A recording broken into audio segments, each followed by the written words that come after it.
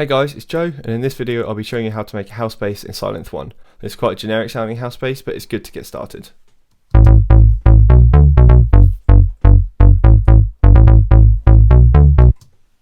Of course, to start out, we'll open up Sylenth, go into Menu, Preset, and Insert, so we have a blank synth to work with. Now we'll start on part A, and we'll go over to Oscillator A1. We'll have saw wave and 4 voices on that. We'll leave pan central, stereo on full, detune and phase on 0, and volume on max.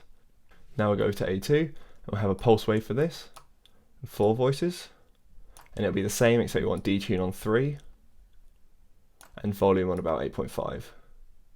You also want to make the octave +1, you can have +1 or +2, but that's up to you. Now over to the ADSR envelope, we'll have attack and decay on 0, sustain on full, and have a release at about 4.5. Next is filter A. We want a low pass, have the cutoff at 0, resonance on around 2, and drive on 1. Now we'll go over into part B, and for this we want a sine wave with 4 voices. And again we want pan on 0, stereo on full, detune and phase on 0, and volume on full. Now for the ADSR, we want the attack and decay on 0, sustain on full, and release on about 0.5. The filter for this will be in bypass, so we can leave that alone. You also want to make sure that these retrig buttons are turned on in all the oscillators you're using, and we want polyphony to be on 1. Now we'll go over to filter control.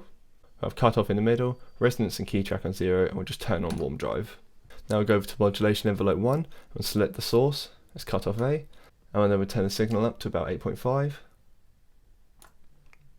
Then we want the attack and sustain on 0, decay on about 4.5, and release on 3.5.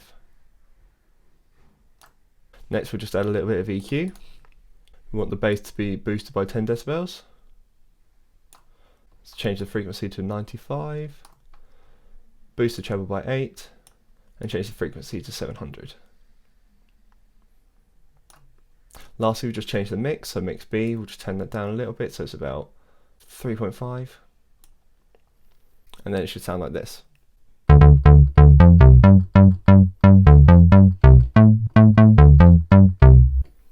So I'm just going to play the loop that I played at the start, and I'm going to change the octave from +1 to +2, and then you can decide which one you prefer.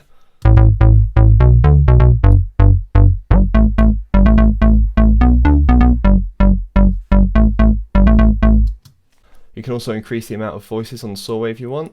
It doesn't particularly matter, but it depends how strong you want the signal to be.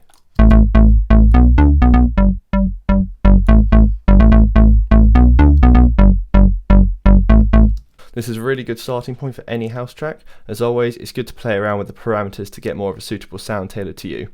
I recommend changing the filter settings and how much input you're using on the modulation envelope. I hope you found this video useful, and if you have any questions, please leave a comment or contact me via my website. Thanks a lot for watching. Cheers.